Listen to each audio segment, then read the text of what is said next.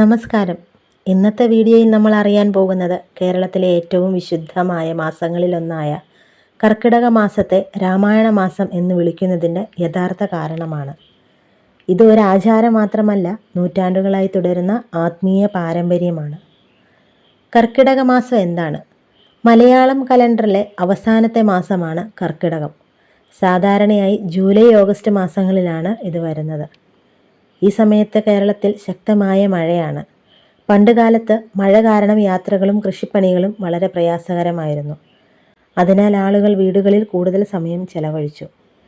രാമായണവുമായുള്ള ബന്ധം. വീടുകളിൽ കുടുംബാംഗങ്ങൾ ഒരുമിച്ചിരുന്ന് തുഞ്ചത്തെഴുത്തച്ഛൻ രചിച്ച ആധ്യാത്മ രാമായണം കിളിപ്പാട്ട് ദിവസവും വായിക്കുന്നത് പതിവായി. ഒരു മാസത്തിനുള്ളിൽ മുഴുവൻ രാമായണവും പൂർത്തിയാക്കുന്ന രീതിയിലായിരുന്നു ഈ വായന. രാമായണം ഒരു കഥ മാത്രമല്ല. ശ്രീരാമൻ നമ്മെ പഠിപ്പിക്കുന്നത് ധർമ്മം പാലിക്കുക, സത്യം പറയുക, മാതാപിതാക്കളെ ബഹുമാനിക്കുക, വാക്കുപാലിക്കുക, പ്രതിസന്ധികളിലും ക്ഷമ കൈവിടാതിരിക്കുക.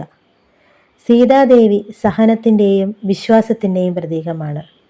ഹനുമാൻ ഭക്തിയുടെയും സേവനത്തിൻ്റെയും ഉത്തമ മാതൃകയാണ്. ഇന്നത്തെ കാലത്ത് ഇതിൻ്റെ പ്രസക്തി. ഇന്നത്തെ തിരക്കേറിയ ജീവിതത്തിൽ മനസമാധാനം നഷ്ടപ്പെട്ടവരാണ് പലരും. കർക്കിടക മാസത്തിൽ ദിവസവും കുറച്ച് സമയം രാമായണം വായിക്കുന്നത് മനസ്സിന് ശാന്തിയും ആത്മവിശ്വാസവും നൽകുമെന്ന് വിശ്വസിക്കപ്പെടുന്നു. ഇത് മതപരമായ ആചാരം എന്നതിലുപരി നല്ല ജീവിത മൂല്യങ്ങൾ പഠിപ്പിക്കുന്ന ഒരു പാരമ്പര്യവുമാണ്. ഈ കർക്കിടക മാസത്തിൽ നിങ്ങൾക്കും ദിവസവും ഒരു അധ്യായമെങ്കിലും രാമായണം വായിക്കാൻ ശ്രമിക്കാം.